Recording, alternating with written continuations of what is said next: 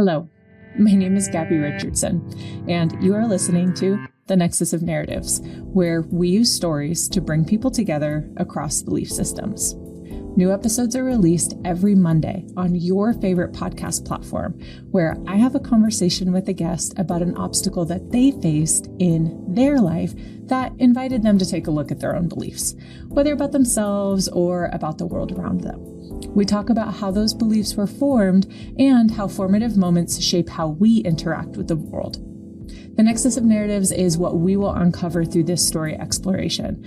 It's the common thread that unites all of us, no matter what our beliefs are. And if you're an avid podcast listener, you know the deal. Please take a moment on the platform where you are listening to follow, rate, and review. Those little acts go a long way in ensuring that this important work reaches more people. Take a look at the show notes for information on this episode, how to connect with today's guest, and any content warnings. So if there's anything that you want to be aware of, that's the place to find it. So without any further delay, I look forward to sharing this story with you, and I'll see you again here on your feed next Monday or sooner on Patreon.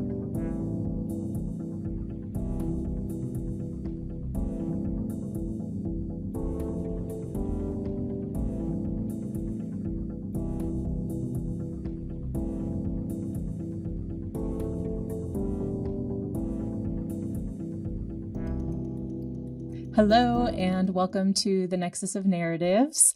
Gulara, I am so grateful to share space with you. I've been looking forward to this conversation, so thank you so much for joining me. Thank you so much for having me, Gabby. I'm really excited about this conversation. Yeah, it's going to be great. So if you were to briefly introduce yourself, let's just hop straight into it. What would you share and how would you describe yourself? I'm an energy healer. I work with practitioners and I help them to step into their power so that they can share their gifts and make a good living. And so I train people in my intergenerational trauma healing method. I also write books. So that's me in a nutshell.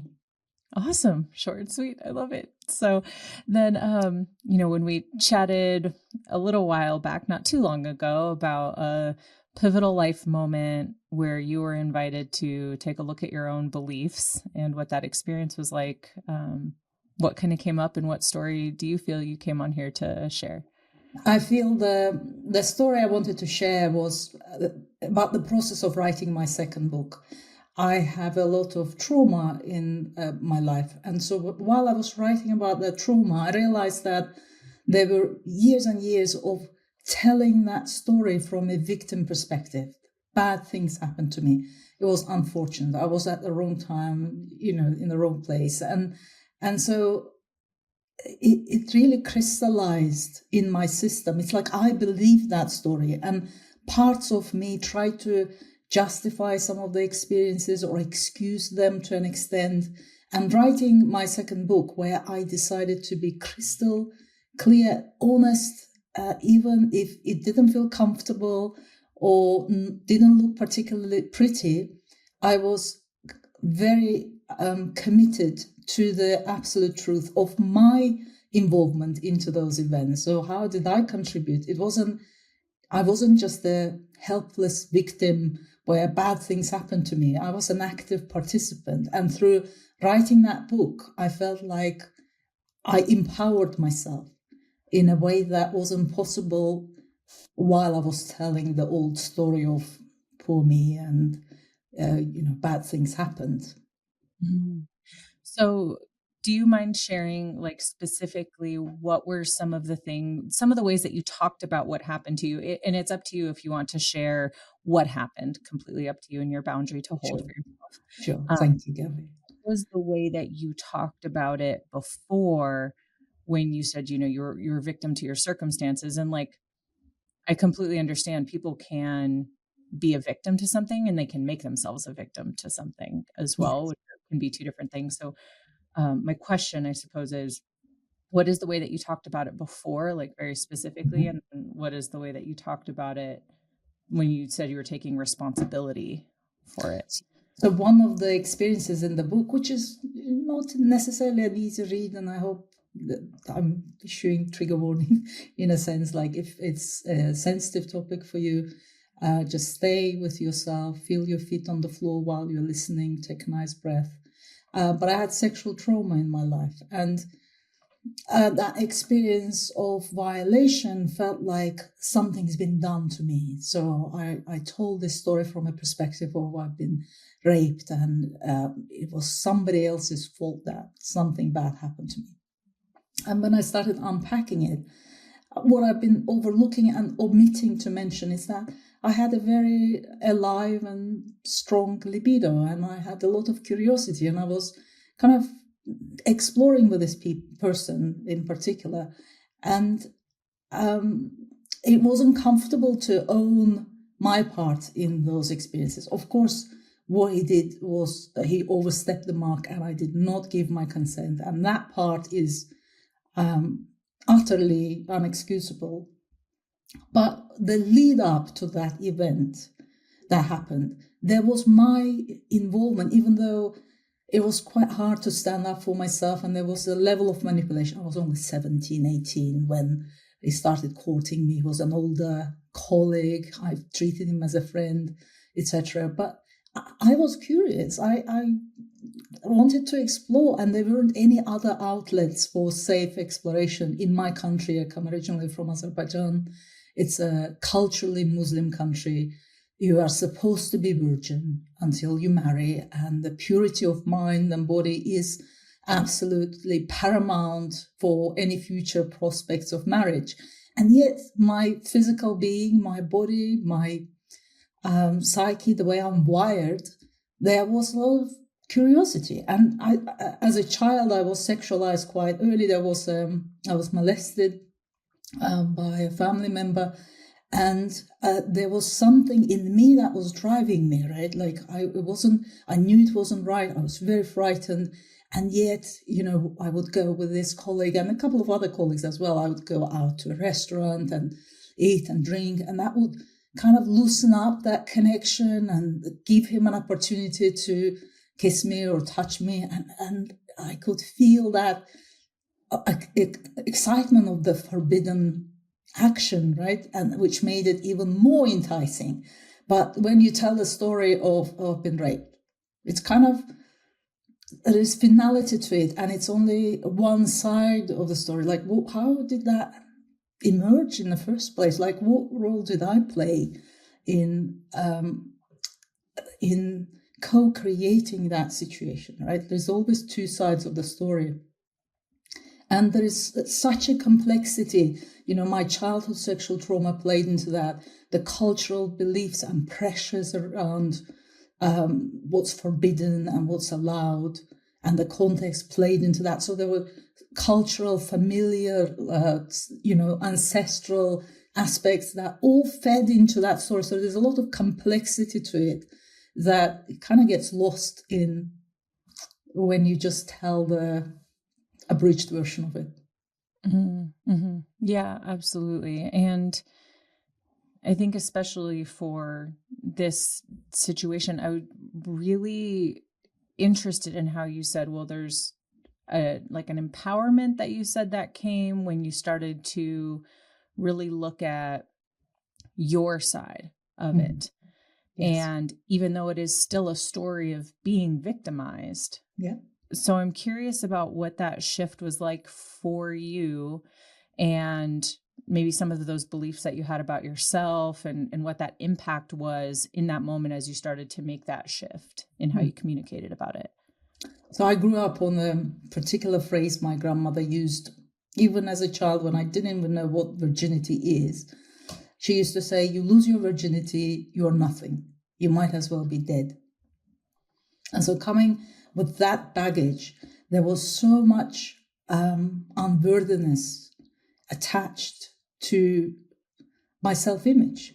All these things happened to me, and therefore I was nothing. I wasn't worthy of love. I wasn't worthy of happy family, etc. Right? So all those beliefs and conclusions really defined my identity, how I viewed myself, how I talked about myself. And so to actually unpack my part in that and see myself as bigger than just the virginity and societal expectations of how women should be, and to acknowledge, yes, I had a healthy sexual interest. Yes, it was okay for me to explore, and I wish there were healthier and more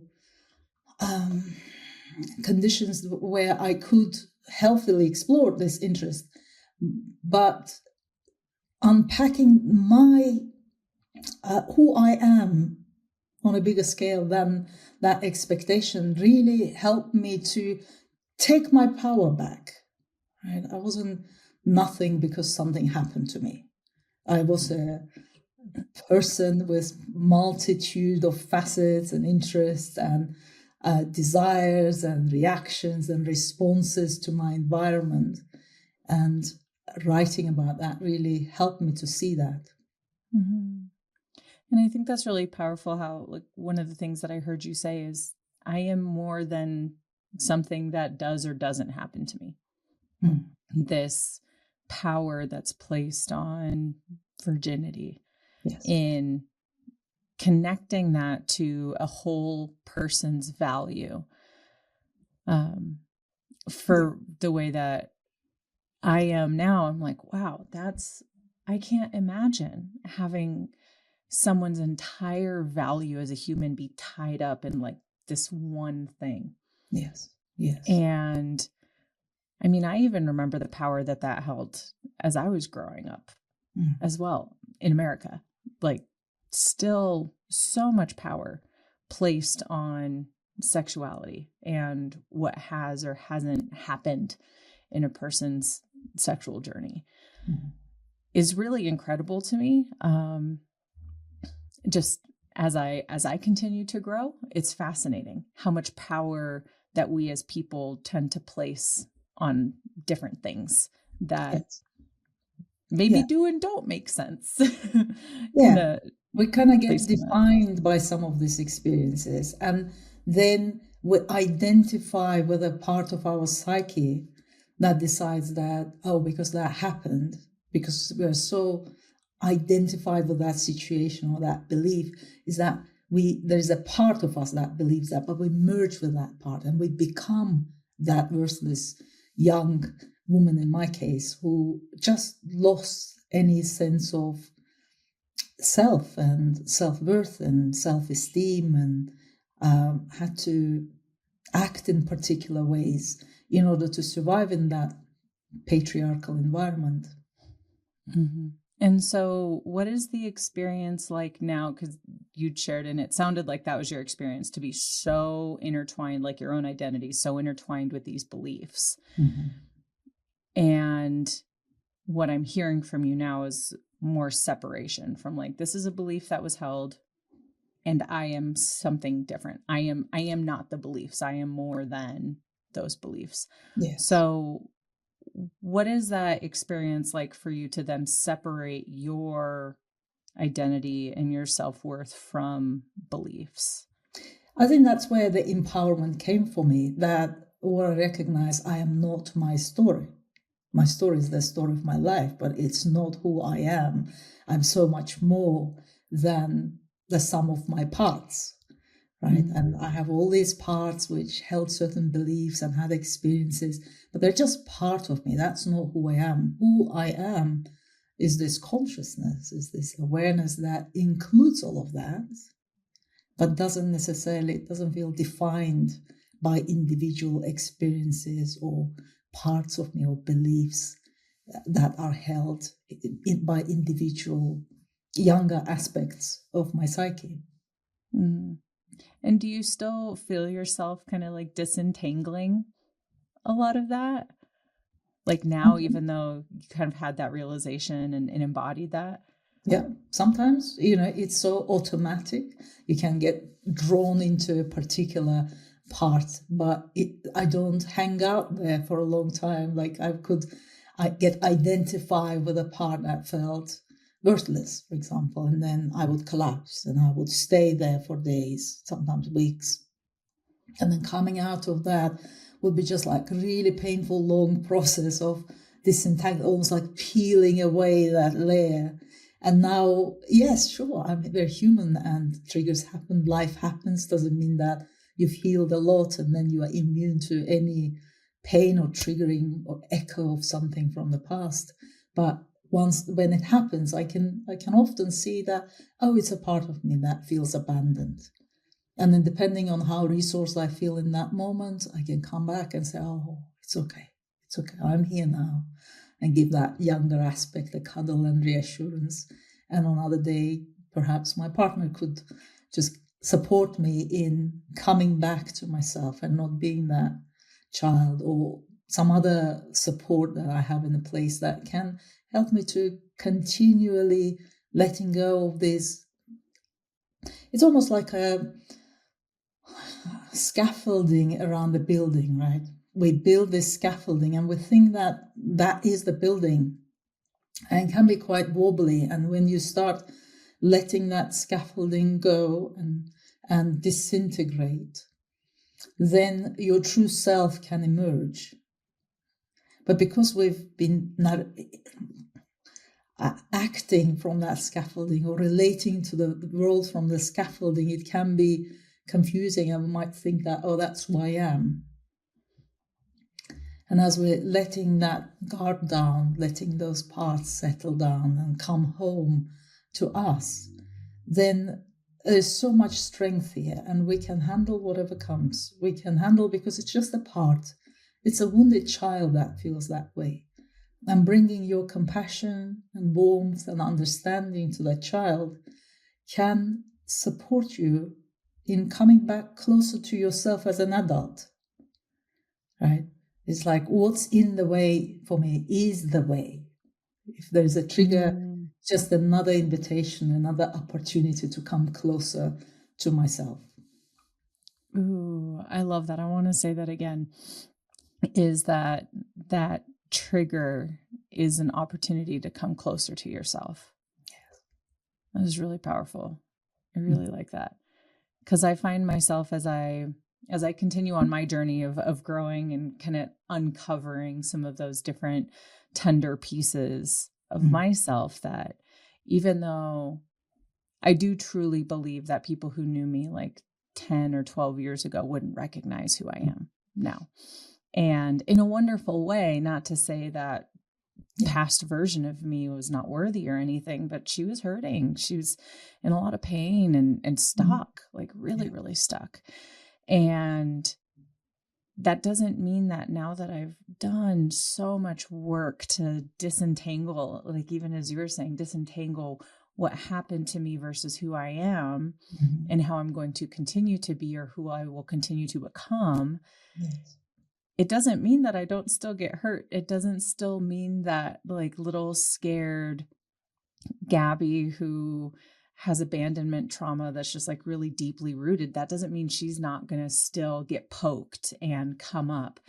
But it's about, oh, I have tools now to take care of her when I'm feeling hurt. And I mean, it happens so often for me that I'll catch myself and be like, oh, there that is. There's a little tender part coming up.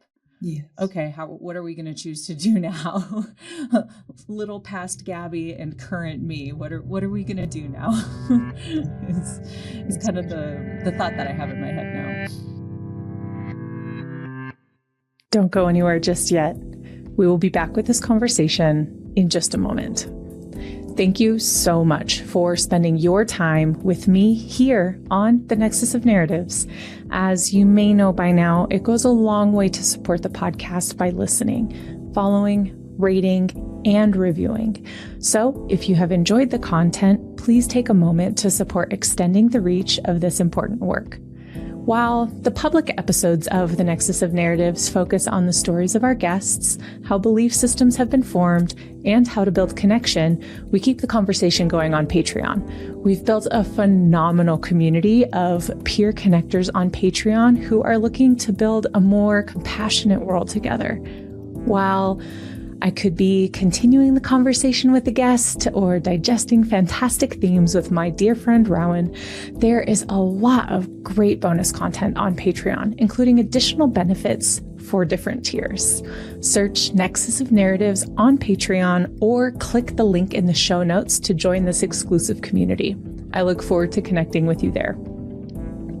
For more information on the Nexus of Narratives, ways to listen, opportunities to connect with me, or share a story of your own, go to nexusofnarratives.org. I personally monitor that inbox, so it is a quick and simple way to connect directly with me. Whether you're a new listener or have been around for a while, I'm deeply grateful for your time and commitment to this work. Without keeping you any longer, let's get back to the story. It's great that you share that, and it's very touching and it's very tender that there's that connection and communication. But I want to kind of give an example, especially if anybody had a physical injury. This would make a lot more sense. Say you broke an arm, right? And it healed and it's functional, but there is always some tenderness around that physical injury. You might just work around it a little bit. You might move in a particular way to accommodate for that fracture, for that hurt. Now, imagine that some of us had so much emotional hurt. It's like our body's been broken into small pieces and we rebuilt it the best we can. And there are a lot of tender spots and it can hurt, like even the smallest thing can be quite tender. Somehow we give allowances to those physical injuries and we are more understanding around them. Whereas the emotional injuries, because they're not visible to a naked eye, we kind of discount them. We just expect to be a particular way. And I can so relate to what you're saying about a person that you are now versus 10, 12 years ago. I can totally relate. And it doesn't mean that I'm somebody else or you are somebody else. We're the same person. But what's different is that we are not relating to the world and to other people from these wounded parts, right? Often when we've been hurt, we create protectors. So the bigger the wound, and the bigger the hurt, the more protectors we create. And these are parts of our psyche that learn to please other people or bite your tongue or say the right thing or try to get it right. And these are protectors that are trying to support us in not feeling that pain again, right? The bigger the wound, the more protection we have. And we go through life by letting these protectors relate with the world, right? They come into contact. Some of the relationships are based on interactions of these protectors, these parts, with the partner's parts. So you can never see the real person. And you never feel seen by your partner because the protectors are firmly in place. And the more we heal, the more these protectors can come stand down. And the more your true self can emerge. And then how you relate to the world is from the wholeness of you, from your heart, from the vulnerability that comes with not having protectors in place. Mm-hmm. Yeah, and to also I had a conversation with a friend not too long ago around the word vulnerability. Mm-hmm. And I know she had looked up the definition of it to say, oh, you're, at risk of being hurt or harmed. Mm-hmm. And I thought that was really funny that this dictionary definition felt so different from what we were talking about, but also still the same. Yes. And I think there's something really beautiful about being vulnerable. Mm-hmm. And it doesn't mean that once someone's being unwise with exposing tenderness. It's actually one of the most beautiful ways that I think a couple of people can connect with one another is to share those really tender parts and either have trust that okay, someone can hold these tender parts of me and not hurt them. Mm-hmm. Or to say, yeah, here are tender parts of me and I can handle it. Yes. If something happens. Yeah. And there's a lot of truth there and actually yes, somebody else can hold those parts, perhaps maybe even in therapeutic context. But when we are able to hold those parts, when we are comfortable, then the fear of hurt, those protectors that are stopping us from getting hurt, they are not really us, right? It's just like the world is constantly interacting with the wounded aspect of our psyche, which is usually very young and has quite blunt means of dealing with the world, right? Like, I'm going to be hurt, so I'll just be invisible, I'll hide. But your true self wants to come forward, wants to offer your gifts to the world, wants to share your wisdom, your experiences. And these parts can keep us hidden and stuck in hiding, right? So there comes a point where if we've done enough work for those parts to calm down and for us to emerge, there still can be that fear of, somebody might say something that may be hurtful or unkind. But taking care of the part that's scared allows us to step out more and then relate to the world from the real us. Being human is a vulnerable experience. Our bodies are quite vulnerable. All sorts of things can happen.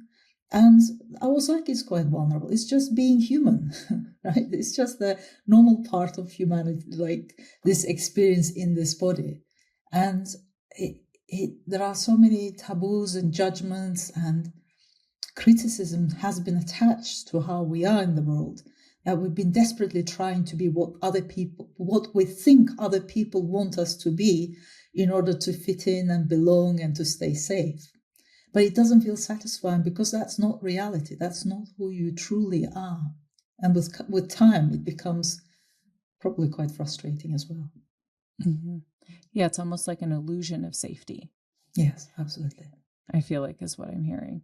Whereas when you can be vulnerable and support yourself in that, that's where the true safety comes. That's where true liberation can come, because then you are not strategizing around what might happen. You're not hiding in anticipation of hurt. You can just deal with what comes. And sometimes our fears are way greater than the reality, right? It actually can turn out to be a beautiful experience. Do you feel like you had times, like, especially after, your experience of like being an actual victim, that you did hide for a while and like lean into that? Absolutely. And not only emotionally, but I had an experience of being in an abusive relationship where he used to lock me up. Like, I spent 2 years pretty much locked up. He would lock the door and walk away for work. Sometimes he'd be away for days. And he convinced me that it was for my own good. I wasn't to be trusted. Otherwise, I wouldn't do things that I've done. And the level of fear in me and the level of conviction that there's something wrong with me was so strong that I went along with that for 2 years. Mm-hmm.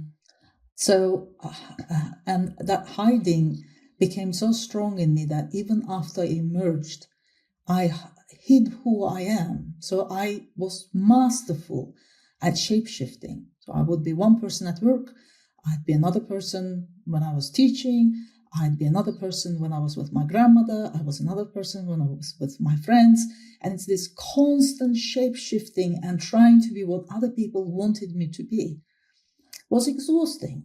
It's like I didn't even know who I am anymore because I was hiding, and there was this two-dimensional sort of picture of me, of facade that I was showing to the world, whereas behind that there was so much anguish, so much pain, so much, because I had to keep all the things that happened to me secret. I couldn't even tell anybody. And so the person, for example, who raped me, we were colleagues, and I continued working there for about 6 months because I couldn't quit. Like, then I had to explain myself what happened. So I couldn't do that. And I had to pretend we were still friends.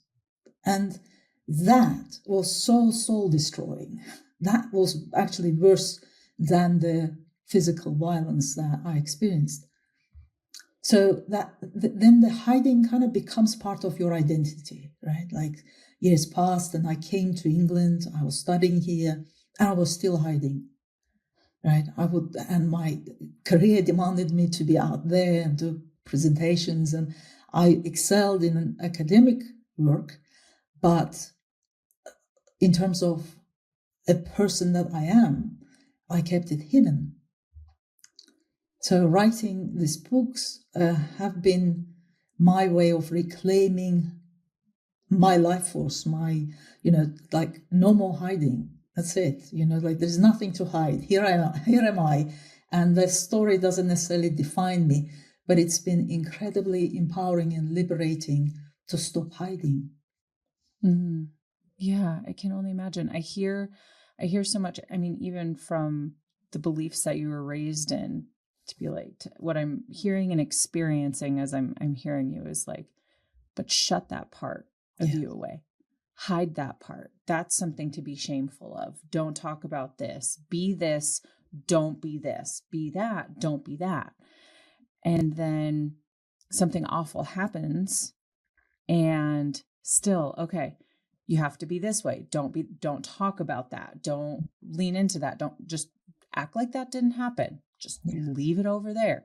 You've got to be this person. You've got to show up this way.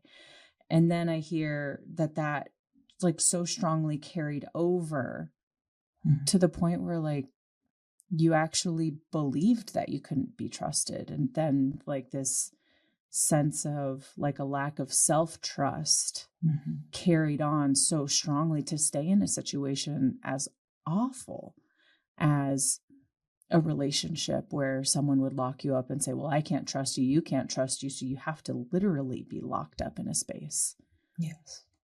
Yeah. Like that just sounds so painful. And I can't imagine what it would take to reclaim yourself after that. Like that's incredible to me. A lot of therapy. A lot of healing. Like what I teach in terms of my healing and what I offer to other people is my lived experience. You bring it, whatever it is. I've probably experienced that, and so in some ways it's been a transformative substance for being in this world. Right? It doesn't have to be the hard way, but there are so many preconditions for things to come to a point where you can't even recognize yourself, right? But it's been building up. So it's not just that experience in its own right, but how the preconditions were laid by the society, by the family, that culminates into some of those big experiences. Yeah, absolutely. Well, thank you so much for all of this vulnerability and tenderness. Like this has been really powerful for me. So thank you for all of that. And I want to transition us into the same questions that I ask everybody. So the first is, how can your story create connection for people who have similar experiences? My prayer for the books I've written and the stories I tell is that people don't feel alone. That's been my lived experience, that I felt so alone in my pain. It felt like nobody else knows what's this like. I can't tell anybody. They would reject me. They would judge me. It would be awful. And in some ways, just telling the story and saying, me too. I had so many people read the book and come back and say, oh my God, I didn't even think twice about what happened then. I didn't shut it down, pushed it away, didn't realize the impact it's been having on my life. And somehow people recognize themselves in the stories. And I was always hoping that I can give the voice, speak the unspeakable, give the voice to those who may not be able to speak for themselves for whatever reason. So when I tell my story, I tell the story of people who were abused, who were raped, got involved in prostitution, got locked up, got bad things happening, and you're just not alone. And also it's a message of hope and redemption, for me to come all this way and love the parts of me that I felt ashamed of, It's like there is hope there. So can you. It's not all is lost. Beautiful. Yeah. Thank you for that. And for someone who may currently be in a relatable place to where you were, what would you say to a past version of yourself? I'd say keep coming back into your body. Your body never lies. Your mind will spin into the stories and latch to this experience and find evidence of you being bad and wrong and, broken somehow. And yet the body, coming into the body, and it's easier said than done when you had any violence or violation happening to the body because we just habitually bounce out. But coming into feeling your feet, getting out into the nature, feeling your breath, feeling your hand on your chest, and giving reassurance to your nervous system and to these wounded parts of yourself and saying, I'm here now, and getting that sense of reality in this moment, the safety that's here, no matter what else is going on, can be truly supportive. Absolutely. Absolutely. And what do or did you need to feel most connected to the people around you? A lot of support. I needed a lot of support to heal the broken parts of me, the parts that felt so shamed, so inadequate and wrong and bad. So bringing those parts to myself really helped me to connect with myself so that then I could connect with others. I can't really connect with others until, and it's not a perfect project, it's an evolving thing, right? So keep connecting with yourself, and from there, connection naturally happens. Yes. Oh, that's beautiful. Like I've heard and shared many times, like if you want to have connection, you first need to be connected. Yes. If you want to have love, you first need to be loving. Exactly. It's hard to have things that you are not first being yourself. And that's what I heard in what you shared. And it's hard to give something that you don't have, right? Mm-hmm. Yeah. Yeah. And last but certainly not least is I like to kind of joke if there's anyone listening who's like, wow, I don't get it. This is bonkers. How can your story create connection for people who have different experiences and different beliefs? It's just like, I hear you. And it may not resonate with some people. Perhaps they haven't had this experience. It's quite hard to relate. It's like, for me as a woman, the experience of hearing about childbirth was very different to actually going through it. And no amount of talking about sleep deprivation and this, that, and the other. I just felt, I remember a friend telling me that, she hasn't slept for a year. And I thought, oh, you're just unlucky. My child will be fine. And then 2 years of sleep deprivation later, I was like, you just can't necessarily grasp it because you haven't had that lived experience. So if that's you, great. Like if you can relate to this and you were lucky to have a beautiful, loving family and positive experiences, wonderful. We need you too. We need your perspective as well. We need to learn from you. So bring your perspective. We'd love to hear you. I love that. Yeah, because just in general, I love that. If you haven't experienced it, it's hard to completely be there. And I hear a need for compassion in that. It's like, yes, we need the different beliefs and the different experiences. They're all we valuable. Need all of it. They're all valid and valuable, and we need the whole range because it's not just one, this or that. It's all of it. It's about, like, for me, humanness is about experiencing and feeling all of it, whatever it might look like. It absolutely is. Well, thank you so much for this. This has been so incredible. And I'm so grateful for your vulnerability and so many nuggets of wisdom in this conversation. Thank you for that. Thank you so much. And so for anyone who wants to get in touch with you, learn more about your book, things like that, we will have links in the show notes for that. But if you could just let people know how to find you. So I have a website. It's gularavincent.co.uk, and you can find more information about my book and what I do in the world and stay connected. Wonderful. Fantastic. Well, thank you again. Thank you so much, Gabby. Thank you for having me. Wow, what a tremendous conversation that was. So thank you for taking the time to listen, and I hope you were able to find just as many nuggets of wisdom as well as actionable steps to build connections in the spaces all around you.